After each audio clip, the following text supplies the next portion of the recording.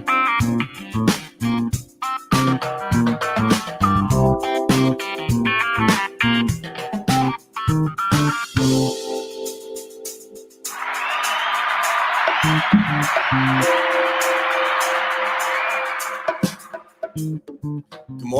morning. I'm David Mogard. This is Property Value. It's February 14th. Happy Valentine's Day. Congratulations to the LA Rams for winning the 2021 Super Bowl. And congratulations to both teams, actually, for just getting there. It was a great game. So, February 2014, Valentine's Day. Let's get into some commercial real estate news. First article, multifamily demand normalizing, but rents will still climb. Apartment demand will be normalizing, but rents are nonetheless expected to continue to climb in 2022. New research from the National Association of Realtors notes that even if net absorption is normalizing, absorption, which is demand, is still outpacing deliveries, which is supply, across all classes of apartments. And higher mortgage rates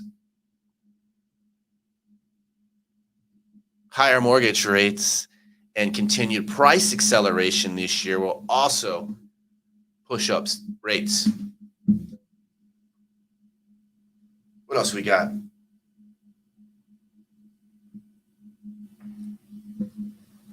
Oh, this is a good one. Let's move my mic around a little bit. Here we go. The mayor, the billionaire, and the broker. Miami trio introducing Francis Suarez offers a peek at their plans. Let's get into this. Says, I'm getting into the real estate business, announced Joseph DeGrossa, chairman of private equity firm DeGrossa Capital Partners. From the stage at the Mandarin Oriental Hotel in Miami Thursday, I regret the fact that I didn't get into it 25 years ago, he said. Somewhat a low key for a Miami billionaire, DeGrossa's business track record includes leading 248 Burger King restaurants out of bankruptcy and selling them to Blackstone and running a REIT with a $900 million under management. His name rarely made headlines except in Europe, where he's made a habit of shopping for soccer teams. That changed last year when he made a public splash by bringing on Miami Mayor Francis Suarez as senior operating partner at his firm and donated $150,000 to a political action committee supporting Suarez's re-election. I thought Suarez already had a job. In December, DeGrossa became a partner in International Sales Group after his company took a less than 50% stake in the brokerage firm, and Suarez joined, agreeing to a member of ISG's board of advisors.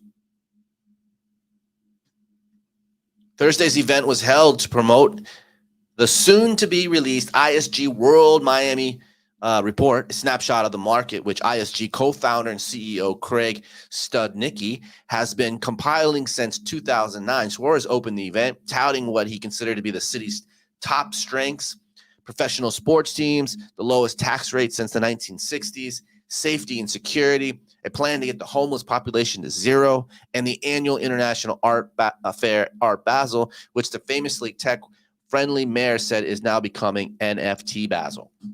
We have the ability to grow 10 times, Suarez said. That is the difference between what's built. The ability to grow 10 times, Suarez said. That is the difference between what's built and what can be built under our zoning code. In New York, that's not the case. In San Francisco, that's not the case, he added. Personal tidbits. Referring to his life as fantastical, Alex Rodriguez is asking me if I want to work out tomorrow morning. Suarez said, I sent him my workout. I think he was intimidated. Within an hour after speaking, Suarez announced he would try to steer $5 million raised through a cryptocurrency initiative called Miami Coin toward rent relief.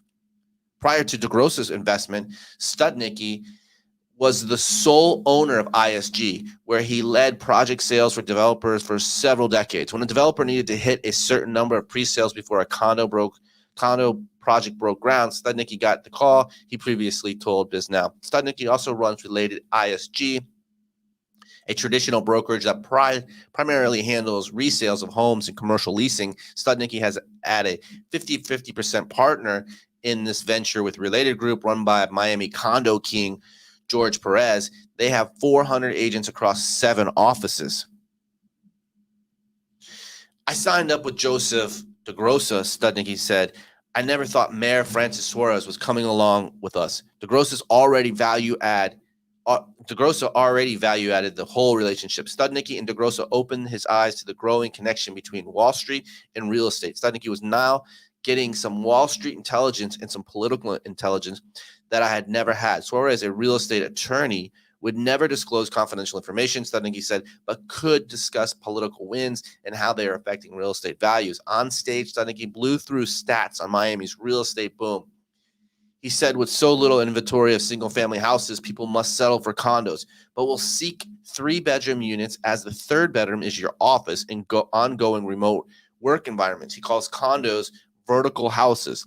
High-end condos like the Waldorf Astoria, Baccarat, Arias, St. Regis, Aston Martin are under construction all over the city, but more are needed to meet demand, Studnicki said. Both domestic and international demand are driving the market.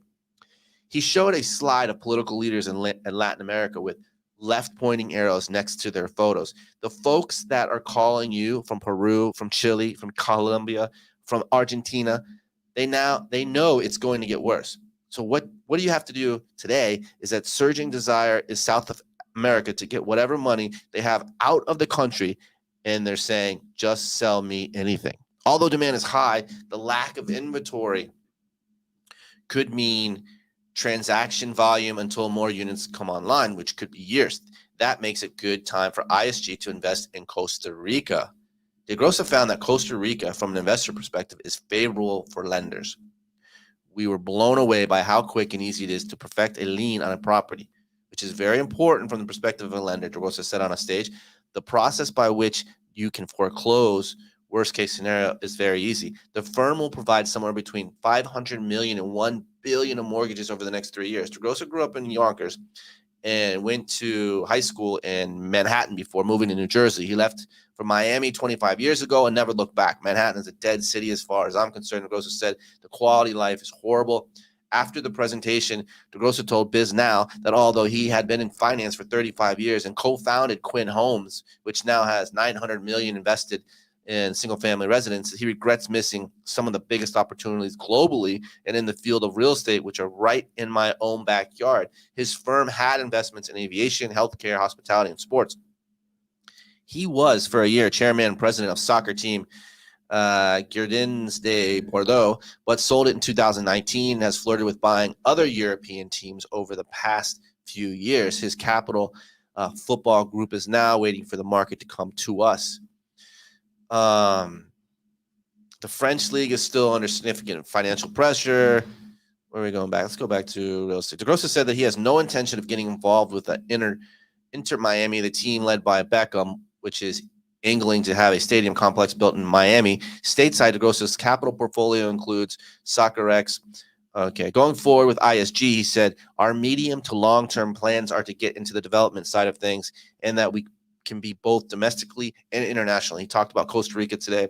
We're talking about some partnerships down there. He said the mayor wouldn't be involved in any way, shape, or form in anything we might do here in Miami or, for that matter, in the state of Florida. We have a very strict mindset, demarcation in terms of what he might advise on. We completely agree that anything involving the local government or local development, he's not involved.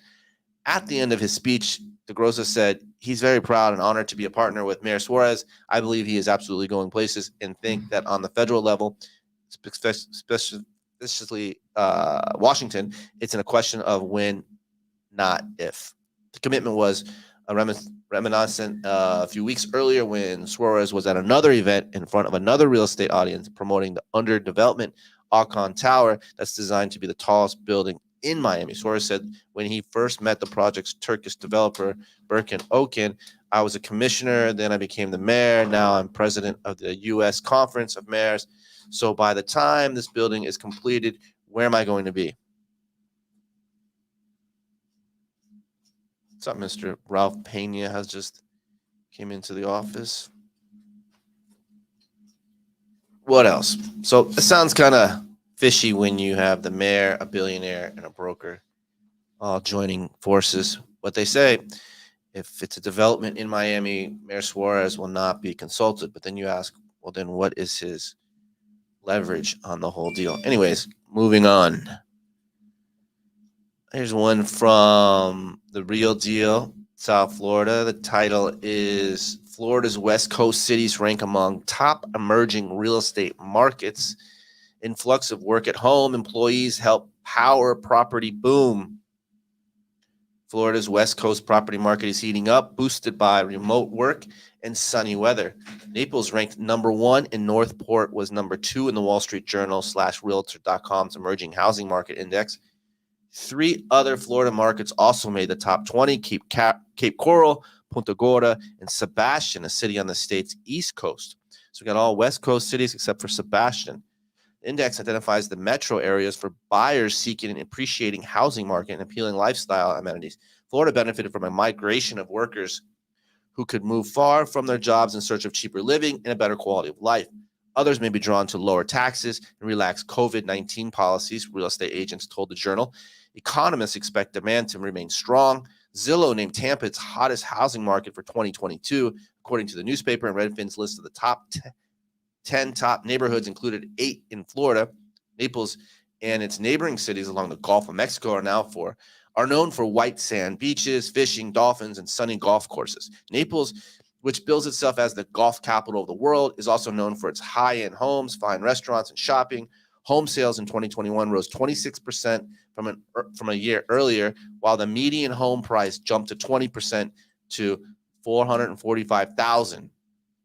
Median home price jumped 20% to $445,000. Naples was always a luxury area, but it was, I think, a well-kept secret, said Denny Powers, a Compass agent in Naples. The secret is out, obviously. Other top-ranked markets across the U.S. included Hawaii and San Luis Obispo and San Jose, California, according to the Journal. Other hot spots in the previous quarter was Elkhart, Indiana, Rapid City, South Dakota, Topeka, Kansas gave up the 3 spots, dropped out of the top 10 as price growth stalled and homes lingered long on the market. That was from the Wall Street Journal, but they were reporting it on The Real Deal. Here's a South Florida Business Journal.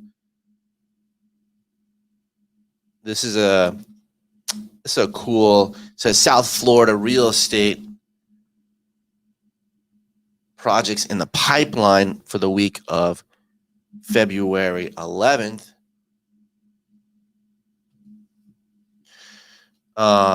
Just go through this quickly.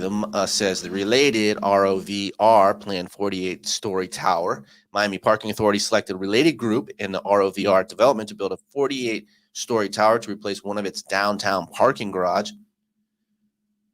Developers are now negotiating with the MPA staff to finalize a 99-year lease for the College Station Garage, 3rd Street. The project will total 1.8 million square feet with 1,200 apartments, 8,000 square feet of retail, 33,000 square foot of public space, 1,300 parking spaces. The developer said 20% of the apartments would be affordable senior housing. An additional 15 would be workforce housing. It's a total of 35%. Matimi Homes could redevelop golf course. Matimi Homes wants to redevelop the shuttered Sherbrooke Golf and Country Club near Lake Worth. Home builder has a 152-acre former golf course. They want to put 282 single-family homes and townhomes.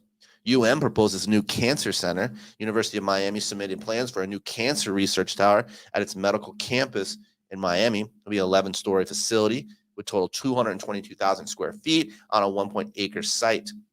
Witoff reveals plans for Miami's site. The former home of the Miami Arena in downtown Miami could be developed into a 3.38 million square foot project. Partnership. The project would have 3 50-story towers with a total of 2,000 residents, 500,000 square feet of office, and 50,000 square feet of retail. TriStar Rao unveil offices in Wynwood, New York. Developers TriStar Capital and Rao Development Services filed plans for a pair of neighboring office buildings in Miami Wynwood District. This would have combined 245,000 square feet of offices, 18,000 square foot of commercial space, 639 parking spaces. Mixed-use project could arise in North Bay Village. The project would rise 30 stories on a 1.3-acre site. It would total 473,000 square feet, 201 residential units, 50,000 square foot of office and restaurant space. Heatstar Butler buys South Miami Mansion. What else we got here? Miami Springs Hotel could be seized.